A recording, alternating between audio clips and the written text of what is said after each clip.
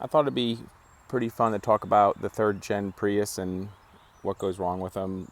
Lots of people say the batteries and stuff. Um, I got mine at 220,000 miles for 3,400 bucks, and the first thing that went on it actually was the water pump. It just kept giving a code that the engine was not up to optimal temp, or it wasn't cooling. The water pump's down there, and I kept clearing it like an idiot, and it probably blew the head gasket. Once I did the water pump a little bit while later, then on cold startup after like sitting overnight, the whole engine would rattle a little bit, and I read about that a lot, and it would go away, but then it would get a little worse and worse. No smoke or anything like that. The coolant would go down a little bit. You can see I marked it right there, and it turned out that it was the head gasket. I took all this panels off, watched some how-tos, and I scoped the cylinders with cameras, and I saw that this one was actually wet inside a little bit. It was hard to see at the camera, to be honest, but I didn't want to believe it. But yeah, it was wet. So I went ahead and did the head gasket on it. I watched the video. I'll put that in the description. The guy's very helpful. His name's like Mr. Gasket or something. I used the Fel Pro gasket. Apparently he said that's good. It was the blue one. And then I brought the head to machine shop, had it rebuilt, or actually just cleaned, resurfaced, new valve seals. And I actually reused the front main seal over here. Wasn't leaking on the timing cover, so I reused that. And I was like, it wouldn't be that bad to get to later. And then I did Toyota FIPG here. While everything was out, I sent the injectors off, which are down here. I sent them to Injector RX in Dover, Texas, to get rebuilt and brand new seals on them. They actually flowed out fine, but I just wanted peace of mind. And then put in new spark plugs as well. I actually also reused the valve cover gasket. It wasn't leaking and it felt pliable still. So I was like, screw it. I didn't want to spend the 50 bucks. Car's been going fine since. Also, forgot to mention, while I did all that, you'll see the EGR here set up. It actually clogs. All this goes into the intake manifold. And when it starts like clogging up and stuff, which is a normal thing on these cars, it also clogs these 4 little ports that kind of shoot from the intake manifold in from the EGR. And when that happens, you can also get the issues I was having. So I just want to stay ahead of that. They say like every 60,000 miles you got to take all this off and do that. I'll just do it honestly once it starts running bad again. To kind of also head that off, so there's like a PCV valve on the front of the engine, like down in there. I'm not taking everything apart to show you, but it's like positive crank ventilation, and it'll throw whatever blow by or vapor the engine has, fuel vapor, into the intake manifold as well. And what you'll notice is the intake manifold get dirtier faster.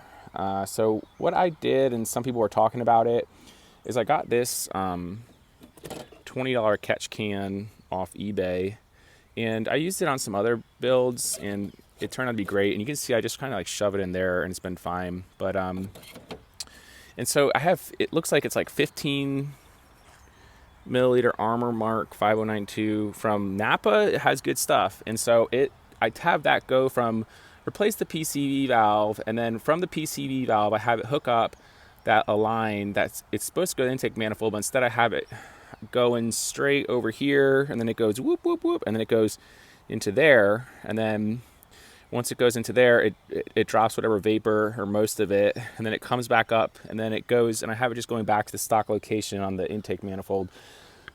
This car doesn't burn oil. Well, it doesn't burn a noticeable amount. I don't have to add anything, or I don't see a difference. But especially in the winter with all the vapor and like water condensation in the engine, every oil change I'm draining it, like it gets halfway full, that can, and I'm draining it like halfway. So I don't know, just like a little cool things. Also, on this car, when I thought that, I was pretty stupid at the time. Sometimes I don't read. And I was like, oh, it needs a water pump. And I ordered like the wrong pump. I ordered the inverter pump. So I actually did the inverter pump on this too. And sometimes I cheap out on things, but for the pumps I do OEM. So this has a new inverter pump on it, and it has a new water pump on it. They say the water pumps are good for like 100,000. They're super easy to change. So that's really all I can think of up here. Oh yeah, when you do the head gasket, If you can see way back there, that plastic thing, make sure to hook that back up. That's the quick fuel line disconnect. I screwed myself over on a road trip, didn't hook it back up. I was like, they don't need that like extra securing clip. It's definitely extra. It definitely wasn't. It came unclipped, and it spewed fuel all over the highway, and I didn't know what was happening. Got towed home, and anyway, so just make sure you clip that in. This has been a great car. It's at 270K right now, and oh yeah, when I was doing the head gasket and everything, I also did the transmission fluid. It was at like 230K, and I was like, why not? I put in like OEM Toyota fluid, and then I also cleaned out the breather because it was kind of clogged up. Just good things to do. Besides oil changes and I guess that super major job, I've done the wheel bearings on the rear twice. Apparently this is discussed a lot on these things, and I put in BCAs off of Rock Auto. They seemed okay at first, but it turns out they only lasted like 20K miles, and they started humming again. And then I ordered, they're like 130 a piece too, but I ordered NSKs this time, which hindsight 2020 probably should have done it the first time. They said made in Japan on them. They were only $100 a piece from Rock Auto, and they've been going great. Also, if you ever get a problem with your regenerative braking, just check your rear ABS sensors. It will take a while for the code to pull, but it'll have like the traction alerts, and when you hit the brake, you won't see the regeneration go. And when that happens, your braking performance is greatly reduced. For brake pads on this car, this is like an economical thing. I just run just ceramic pads, and I keep the rotors. I'm just doing pad slaps on it, and I've done that twice so far, and it's been going great. I do ceramics because they're softer and they bed in easier. I'm not getting squeaks or anything. Literally go to eBay and just get whatever the cheapest is and throw them on. It doesn't really go through brake pads. But yeah, it's a great car. It gets like an honest like 38 to like 43. Sometimes it'll say 50, but that's when it's like 70 degrees out and stuff.